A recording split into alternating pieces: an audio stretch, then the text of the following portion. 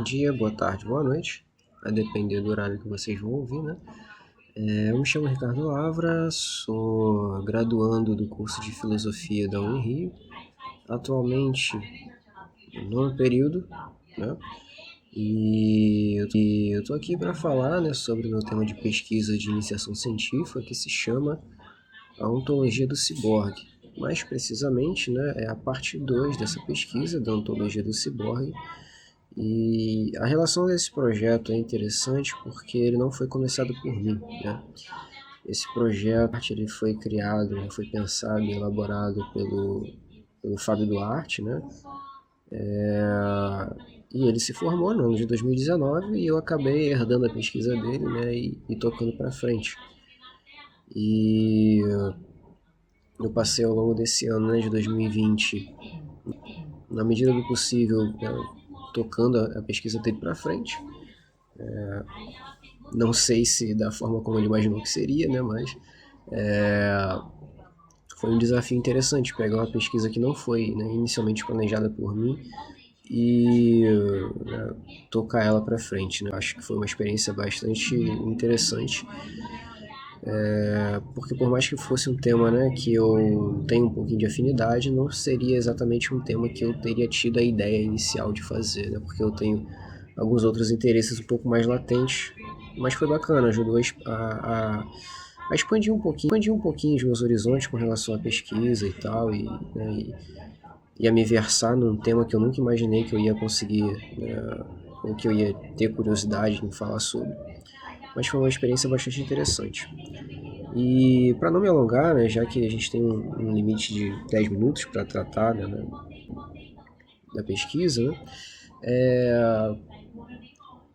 o que mais eu encontrei assim de interessante ao longo desse quase um ano de pesquisa, né, foi um total aí de 7 ou 8 meses mais ou menos, é que aquilo que a gente considerava, né, até pouco tempo atrás como obra de ficção científica, né, se tornou cada vez mais próximo da nossa realidade efetiva, né?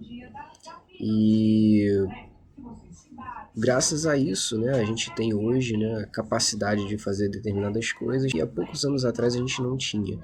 De certa forma, a tecnologia está cada vez mais impregnada e cada vez fazendo mais parte da vida humana.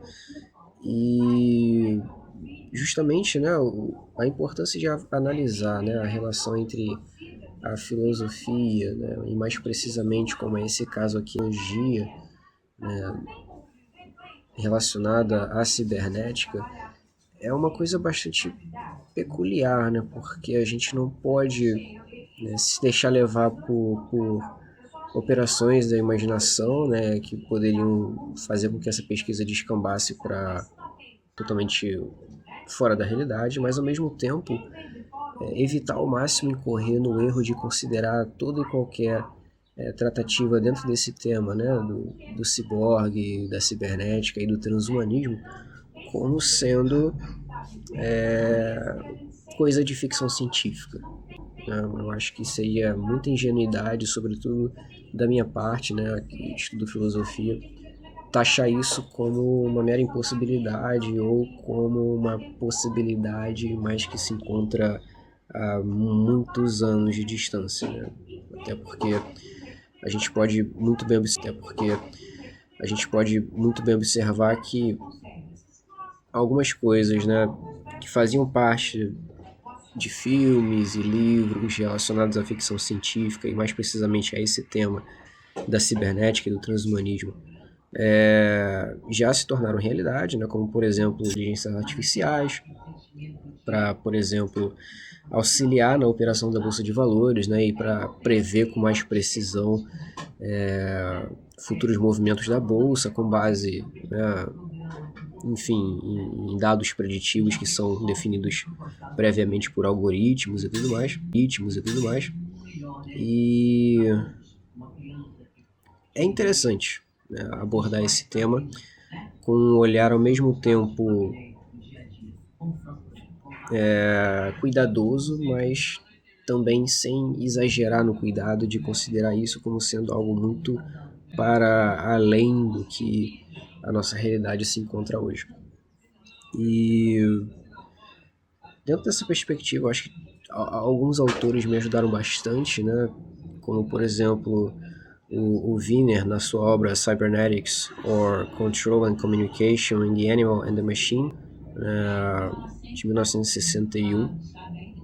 É a única obra em inglês que eu utilizei nesse trabalho, juntamente com, né, duas obras do Bergson, né, do Henri Bergson, que é a evolução criadora em matéria e memória, e também a questão da técnica de acordo com Heidegger. E são autores que abordam, né, a relação entre homem e máquina, e sobretudo o Wiener, né, ele aborda mais precisamente, né, a partir de que ponto a comunicação entre homem e máquina, né, entre o animal e o sintético ou o industrial, ele ultrapassa, né, as limitações entre esses dois termos. E as implicações éticas sobre isso são muito interessantes, né, e ontológicas também, né, como, por exemplo, até quanto do corpo humano é possível tirar e dizer que aquilo continua sendo um corpo humano, né? Então, assim, como eu falava inicialmente, né, muitas coisas já são parte da realidade, né, como, por exemplo, a utilização de próteses mecânicas, né, para membros perdidos, ou são, por exemplo, né, de um tendão ou de um nervo lesionado por um mecanismo artificial, né, que substitui o natural. Né? Então, são coisas que já fazem parte, né? Não vou dizer que do dia a dia, porque muito disso ainda se encontra inacessível para a maior parte da população, mas está se tornando cada vez mais acessível. Né? E a partir do momento em que isso vai se integrando cada vez mais à nossa realidade efetiva, mais a filosofia precisa ter o compromisso de avaliar, né, as implicações disso no nosso dia a dia, né? No dia a dia do homem contemporâneo e do homem do futuro, né? Então, algumas questões também a se levantar sobre isso, né, e que eu procurei me desdobrar, infelizmente não com todo o tempo que eu queria e precisava, mas que deu para chegar em algum lugar, mais ou menos, né? É o de que a gente precisa, com essas discussões iniciais hoje, né, com as discussões de um tema que, por mais que já seja realidade, ainda está longe de chegar ao seu estágio final. É muito pelo contrário, a questão da cibernética, da inteligência artificial, da robótica ainda está engatinhando, né, se a gente for comparar com o potencial que essas tecnologias realmente possuem em si. Mas a gente precisa pensar nelas a partir de hoje para justamente preparar o homem do futuro, né? E nos preparar para esse homem do futuro, né? Disso, né? Contar com o auxílio dessas obras de ficção para ver realmente até que ponto elas,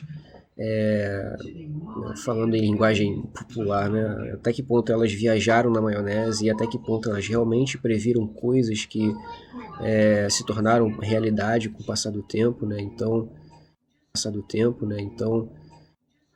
filmes como Blade Runner, obras como Neuromancer e Mona Lisa Overdrive,